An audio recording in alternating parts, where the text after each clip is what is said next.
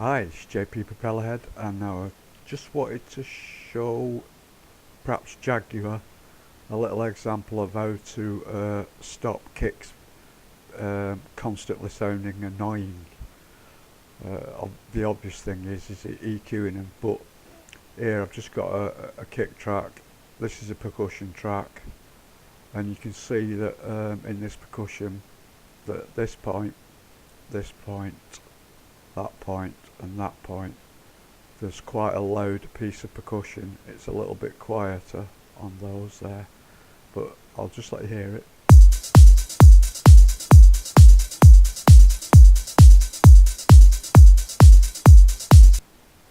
Now it's banging on some of the kicks, that's what I hear, and that gets on my nerves.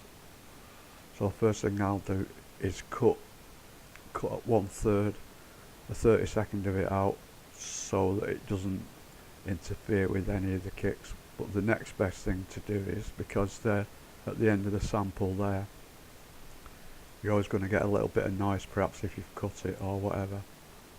So just fade it in, a little twitch, and fade it out same as,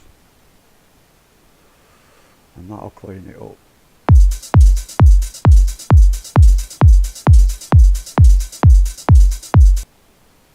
Now that sounds a lot cleaner, so let's go to the rack.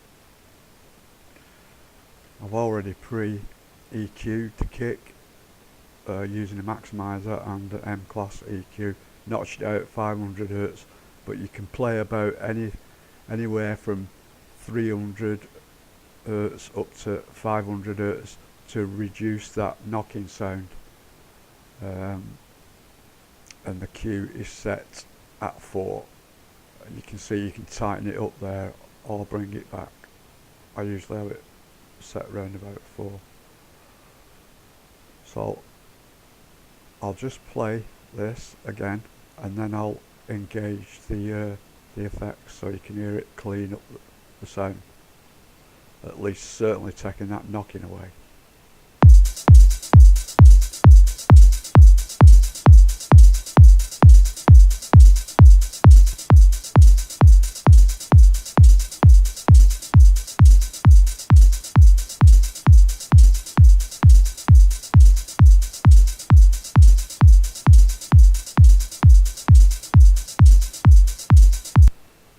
Now that sounds a lot better to my ears, and it's more tolerable if I'm spending a lot of time just building up the engine, what I call the engine.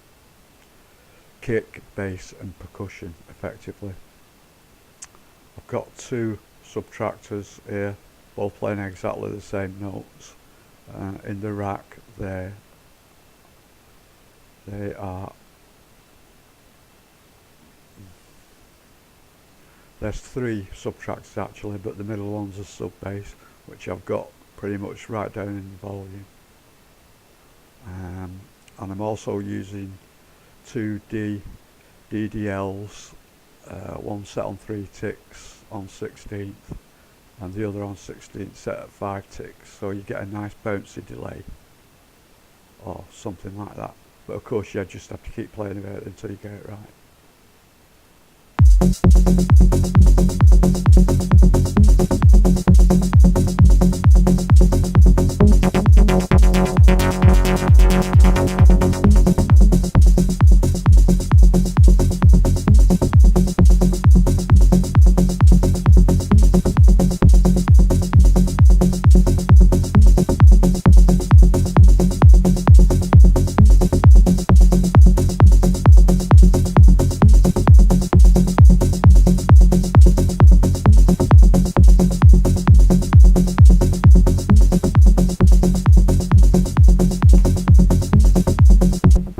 Okay, I don't know whether that'll I don't know whether that'll help you, Jag, but you can see that it's I mean, I would not just use one in a track like a trancey type track. I would not just have one channel of percussion.